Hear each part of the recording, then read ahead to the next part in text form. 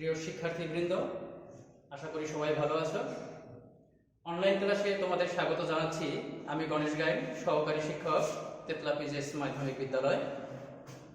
আজ আমরা নবম ও দশম শ্রেণীর ফিনান্স অ্যান্ড ব্যাংকিং সম্পর্কে আলোচনা করব। অধ্যায় তৃতীয়, অর্থের সময় মূল্য নিয়ে। অর্থের সময় মূল্য মূলত অর্থের সাথে সম্পর্কযুক্ত এবং সময়ের সাথে সম্পর্কযুক্ত একটা বিষয়। এখানে অর্থের সময় মূল্য বলতে বুঝি সময়ের সাথে সম্পর্কযুক্ত একটি বিষয়, অর্থাৎ সময়ের সাথে সাথে অর্থের মূল্য পরিবর্তন হয়। আজকের 1 টাকা আর 1 বছর পরের যদি 1 টাকা আমরা যদি তুলনা করি, এর মূল্য কখনোই সমান হয় না, অর্থাৎ সমান মূল্য বহন করে না। এটাই মূলত অর্থের সময় মূল্য বিবেচনা করা হয়। এর মূল কারণ হলো সুদের হার, অর্থাৎ সুদের হারের কারণে আজকের 1 টাকা আর 1 বছর পরের যে 1 টাকা এর মধ্যে পার্থক্য সৃষ্টি করে। চলো আমরা একটা উদাহরণের মাধ্যমে সেই বিষয়টি দেখে আসি। এখানে বোর্ডে একটা তোমরা প্রশ্ন দেখতে পাচ্ছ, আমি একটু পড়ে নিচ্ছি। মিস্টার সুমন তার অবসরের 20 লক্ষ টাকা 5 বছরের জন্য স্থায়ী হিসাবে জমা রাখতে চান। এজন্য এক্স ব্যাংক তাকে বার্ষিক 10% হারে সুদ প্রদান করবে এবং ওয়াই ব্যাংক তাকে 9% হারে মাসিক চক্রবৃদ্ধিতে সুদ প্রদান করবে বলে প্রস্তাব পান। মিস্টার সুমনের কোন ব্যাংকে টাকা জমা রাখা উচিত বলে তুমি মনে করো? এই অঙ্কটি দেখো, প্রথমে রয়েছে সে 20 লক্ষ টাকা জমা রাখতে চায় এবং এক্স ব্যাংক আছে তোমার 10% সুদ দেবে বার্ষিক, এবং ওয়াই ব্যাংক তাকে 9% হারে মাসিক চক্রবৃদ্ধিতে সুদ প্রদান করবে। তো আমরা যে সূত্রটি প্রয়োগ করে অঙ্কটি করব সেটি হলো এফ সমান PV into 1 plus R to the power N. দেখো, প্রথম যখন এক্স ব্যাংকের কাছে যখন সে প্রস্তাব পেয়েছে তখন সে বার্ষিক কিন্তু সুদের হারে পেয়েছে, আর যখন ওয়াই ব্যাংকে যখন প্রস্তাব দিয়েছিল তখন 9% হারে মাসিক। দেখো, যখন বার্ষিক হবে তখন এই সূত্র প্রয়োগ হবে, এবং যখন মাসিক চক্রবৃদ্ধিতে সুদ প্রদান করবে তখন এখানে সুদের হারকে এম দ্বারা ভাগ করতে হবে এবং এই পাওয়ারে গিয়ে এম গুণ হবে। এম হয়েছে এখানে চক্রবৃদ্ধির সংখ্যা।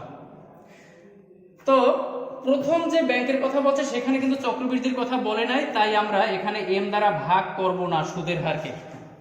প্রত্যেকটার ব্যাখ্যা একটু দেখে নেই। এফ সমান হলো ফিউচার ভ্যালু অর্থাৎ ভবিষ্যৎ মূল্য, পিভি প্রেজেন্ট ভ্যালু অর্থাৎ বর্তমান মূল্য, আই রেট অফ ইন্টারেস্ট অর্থাৎ সুদের হার, এন হলো সময়। এখানে আমরা এই যে 20 লক্ষ টাকা এটা হলো তার বর্তমান মূল্য, লিখে নেই একটু। আই হলো সুদের হার, এখানে 10% সুদ, আমরা 10% কে উপরে 10 নিচে 100 দ্বারা ভাগ করে নিতে পারি। আচ্ছা, আর সময় হলো গিয়ে এখানে 5 বছর। আমরা তাহলে অঙ্কটি করে নিই। যদি আমরা এক্স ব্যাংকে জমা রাখি তাহলে 5 বছর পর সেখান থেকে আমরা কত টাকা পাবো? তো করলে পর আমরা পাবো, একটু দেখি।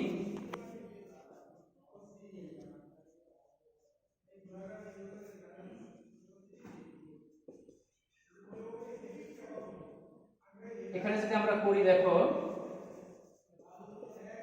এটাকে ভাগ করলে আমরা পাবো এটুকে 0.1 পাওয়ার 5।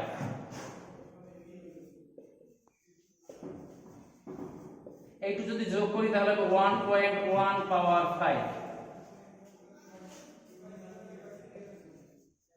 এইটুকু করলে আমরা কত পাবো একটু দেখে নেই। যাদের সায়েন্টিফিক ক্যালকুলেটর আছে তারা ব্যবহার করে করতে পারো। আমি একটু করে নিচ্ছি এটা।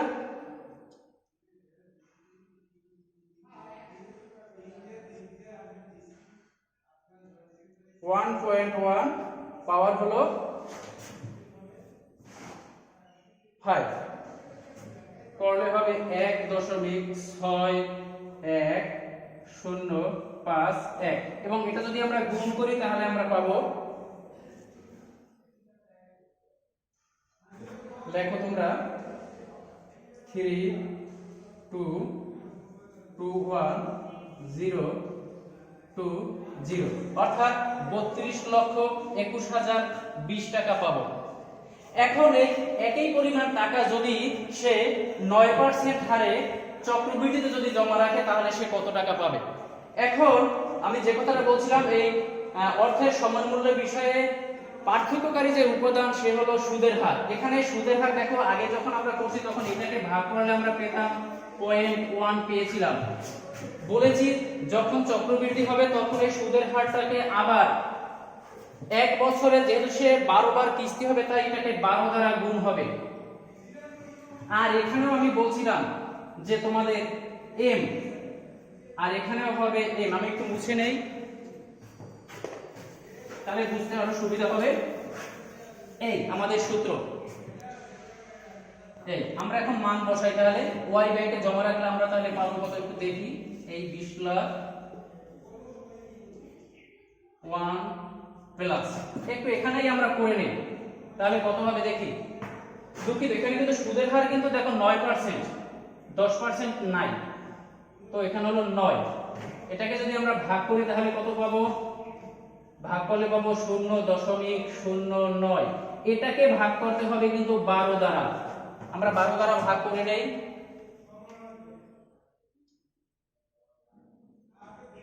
0.09 ভাগ 12 ভাগ করলে আমরা পাবো 0.0075।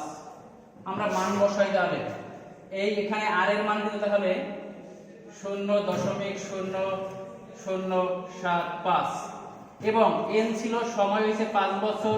যেহেতু এম এর মান এখানে 12 বলেছি তাহলে এখানে 12 দ্বারা গুণ। ওকে, যদি আমরা যোগ করি তাহলে 1.0075 পাওয়ার হবে 60।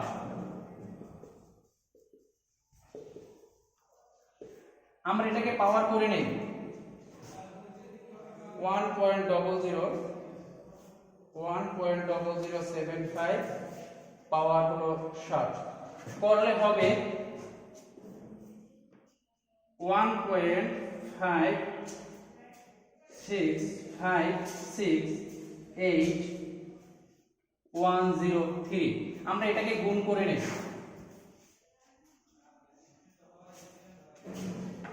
গুণ করলে হবে 31,362.05।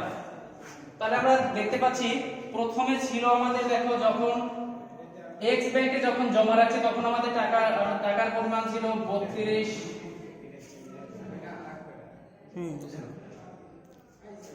31,020 আর এখানে কত পেয়েছি 31,31,362.05।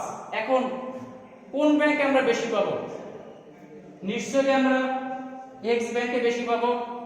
যেহেতু এক্স ব্যাংক থেকে টাকা বেশি পাওয়া যাবে তাই সুমনের কোন ব্যাংকে টাকা জমা রাখা উচিত?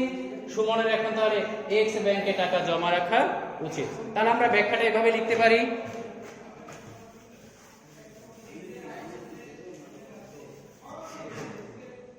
যেহেতু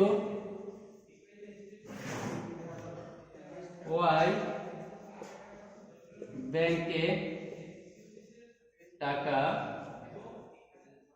জমা রাখলে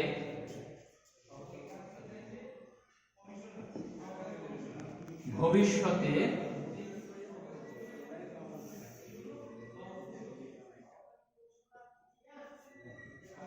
বেশি টাকা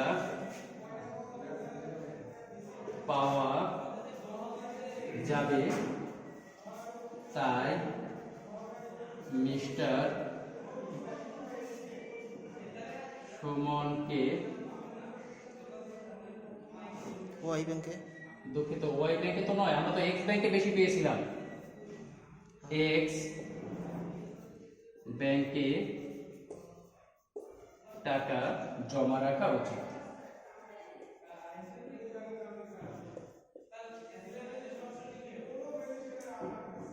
ওকে, ধন্যবাদ শিক্ষার্থী।